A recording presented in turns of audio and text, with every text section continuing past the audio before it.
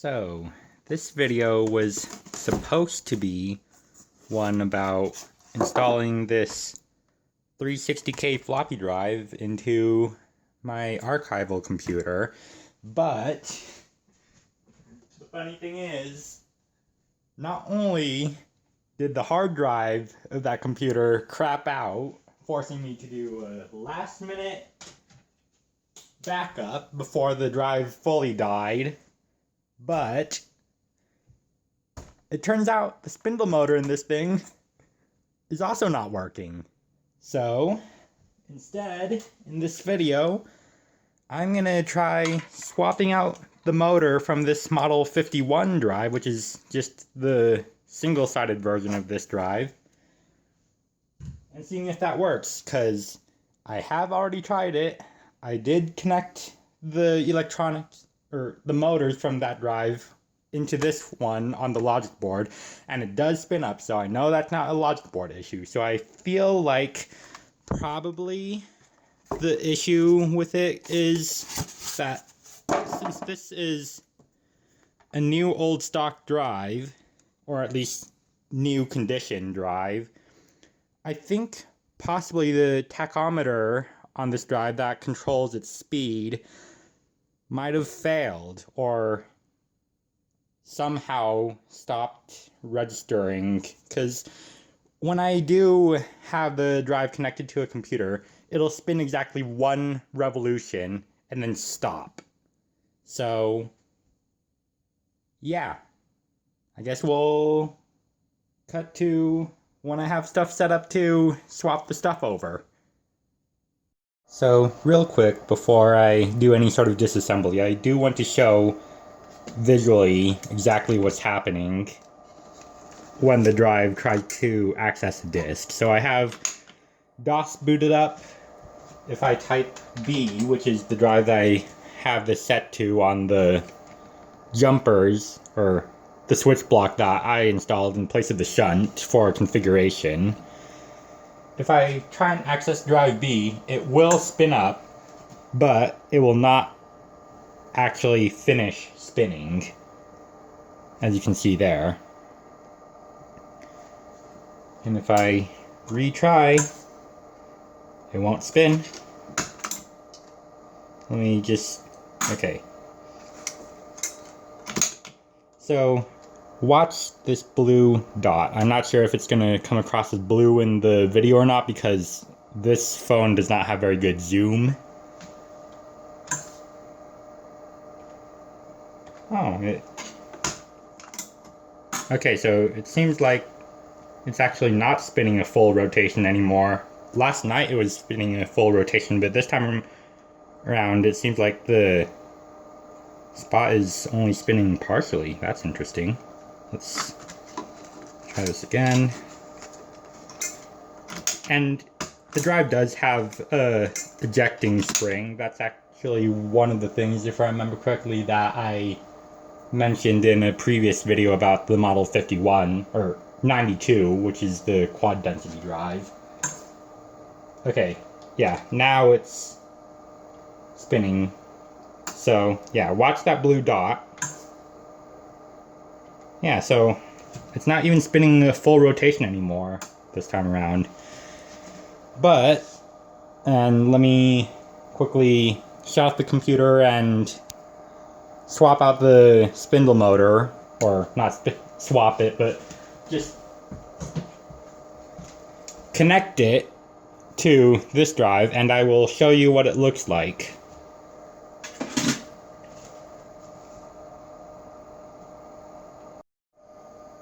Okay, so now I have the two drives hooked together in a very Frankenstein sort of fashion. So this is the connector for the spindle motor on this drive, but what's connected right now is the one for this drive. So when I try and access drive B, it should be this drive mechanism that should start spinning. And notice, it spins. And completely without issue either. Obviously, I don't have the heads connected to the board, so it's not going to be able to actually read anything, but that does mean that the logic board for this drive works just fine. It seems to be entirely just the spindle motor. And this one isn't even all that screwed in all that well. It's kind of loose. So, yeah. Didn't think that I was going to be doing yet another repair video, but I think this time around I should have the parts needed to do such a thing. So, yeah, I'll get back to you when I got everything disassembled and ready to swap. So if we take a look at the schematic over here, we have the tachometer from the motor attached on this end. And for the most part, save for this motor on signal that comes from the rest of the control board, if you just follow along from this end of the schematic all the way over to this end, you can see that the motor, for the most part, is controlled almost directly by the tachometer input that it actually outputs itself. And so that means that it's most likely that if the motor is not working properly, it's a problem with the tachometer, not the logic board. And we already saw that with the bit where I swapped the motors on the drive, but you know, it's not actually installed yet. So this is just a little aside explaining what I'm about to do. So yeah, I'll get back to you in a bit. Okay, so let's start with removing the motor from our parts drive. And this is going to be a temporary fix because I originally planned on having this parts drive be used for a completely different project where I was going to completely recreate a whole new logic board for it. So yeah, hopefully I can find some sort of equivalent motor to this in the future. But for now, that's just for parts. And then, let's see, I want to make sure that I keep all the stuff separate. So this goes here, this goes over here. And I have some flush cutters here because I will have to unfortunately cut some zip ties, so that's gonna definitely make it a little bit more obvious that this has been worked on. So let's start with removing the logic board of this drive now.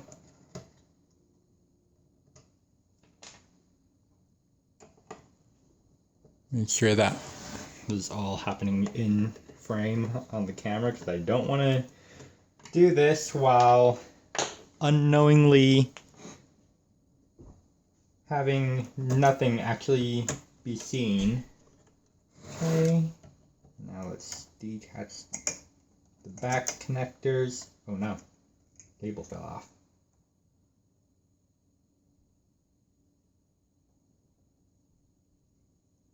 Get back on bare label. There we go. Scoop this connector off as well. Okay. Now we can just slide the board out. And here is our faulty drive.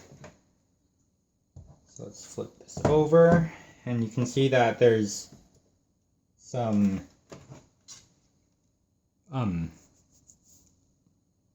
I guess glue or whatever, epoxy, holding the motor in, so I'm gonna have to break that, applying some force. Okay, that's that screw. And that's the second screw. And out comes the motor.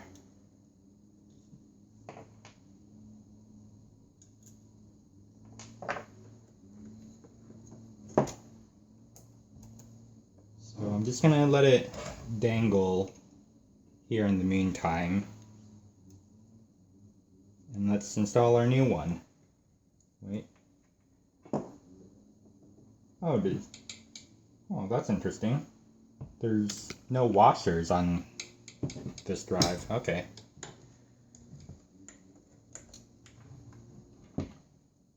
So we just gotta align the screw holes now.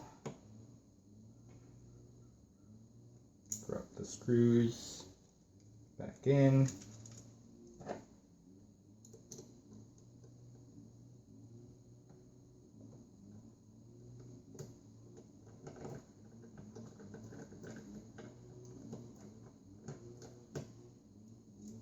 Make sure the screws are actually screwing, for one.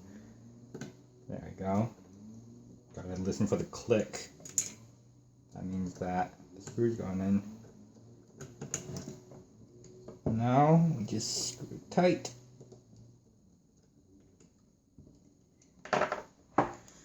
Okay, and that's our motor swap done. Disconnect the grounding cable for the old motor. Reconnect the one for the other motor. The logic board goes back in.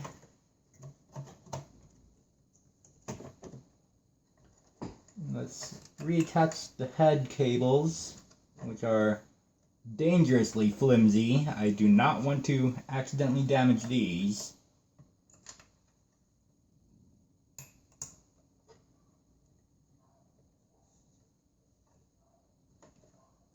Scoop the board back in.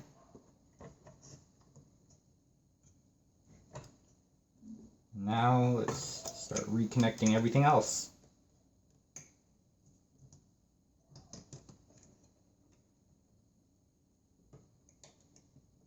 Now, instead of using...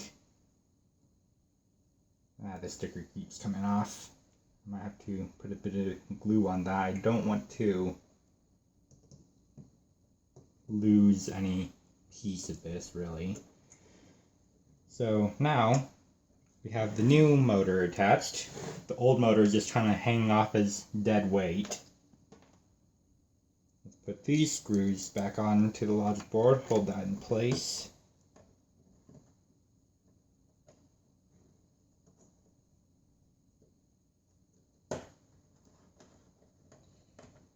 And one key thing to note when you're working with screws that go straight into the plastic itself, always turn it in the loosening direction first and listen for a click. That means that the screw threads are meshing with the original threads in the plastic. That way you're not cutting new threads and damaging the plastic.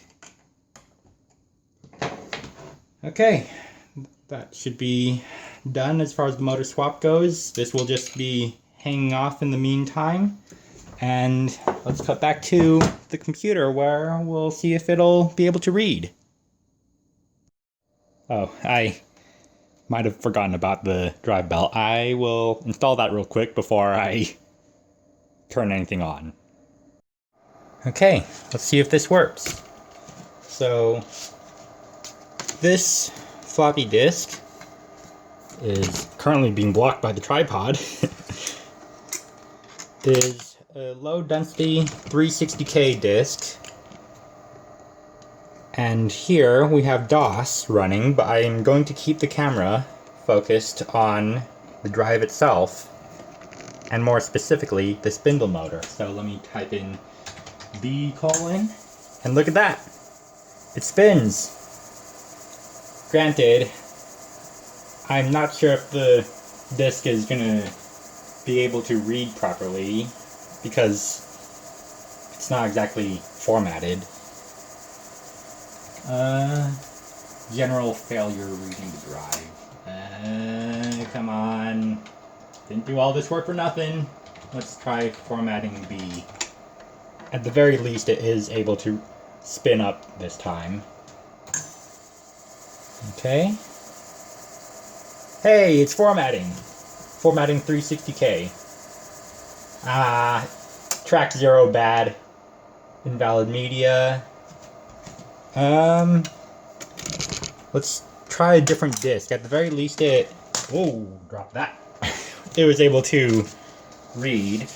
It might just be that these discs are getting a little bit old because this box of discs is definitely showing its age. Okay, let's try a different disc.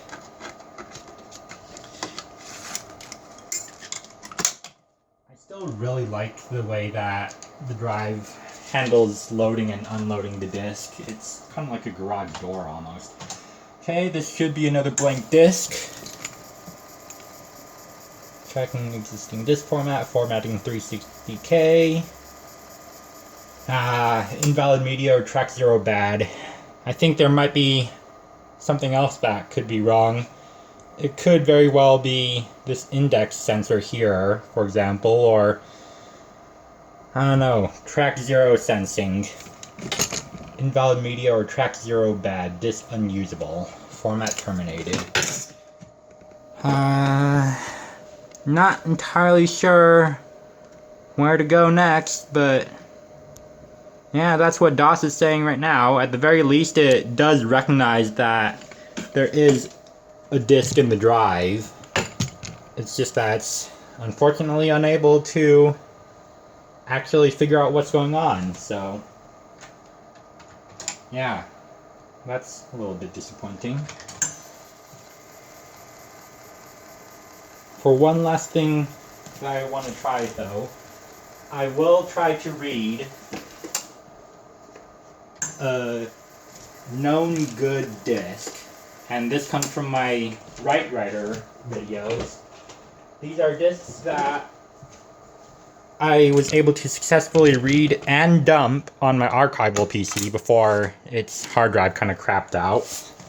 So let's see if this drive is able to read this. If it's a problem with the drive itself, then it likely won't. If it's just a problem with the disk, then this should read.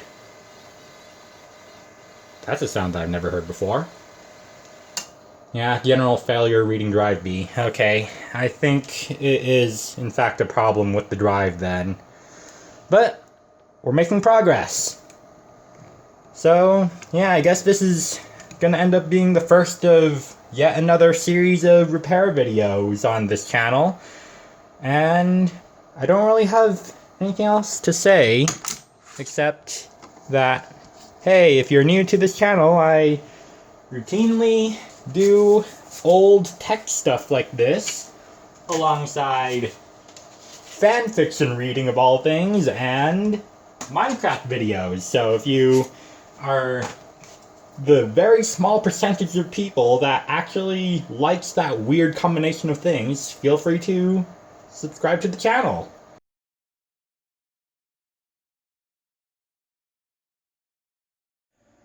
Well, unfortunately, I don't think I'll be able to fix this drive, at least to my knowledge. I've tried everything that I can really think of, to be honest. I've tried formatting a disk and reading it back, but it doesn't format. I've tried using a completely different motherboard, which is this 386 board, with two different, say, floppy hard drive combo controllers.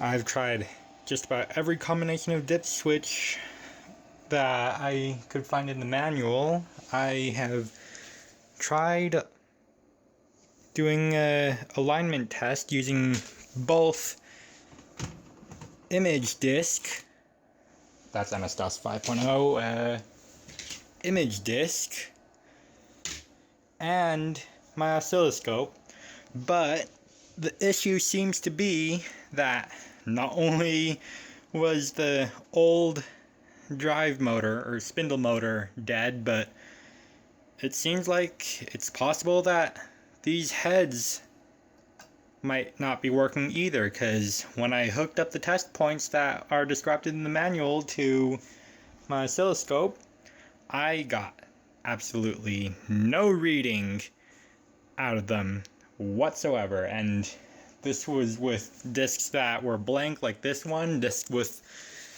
an alignment pattern like this one, and over there discs that have actual data on them. No matter what, there's absolutely nothing that comes up.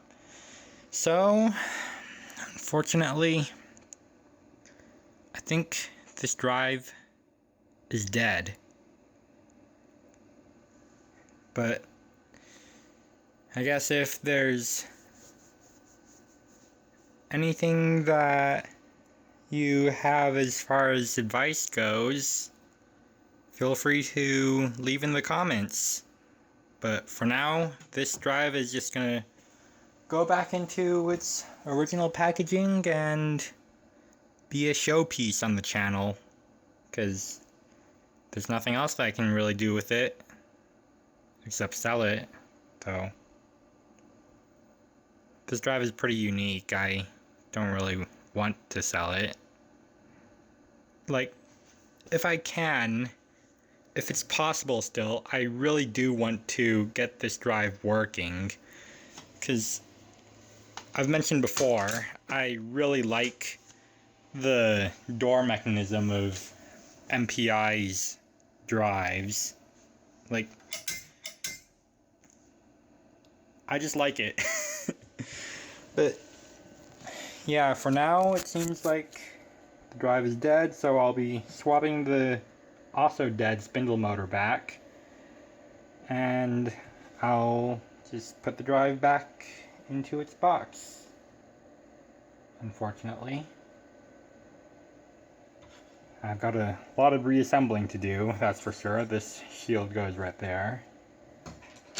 So, yeah. Until next time, I'm out. See ya.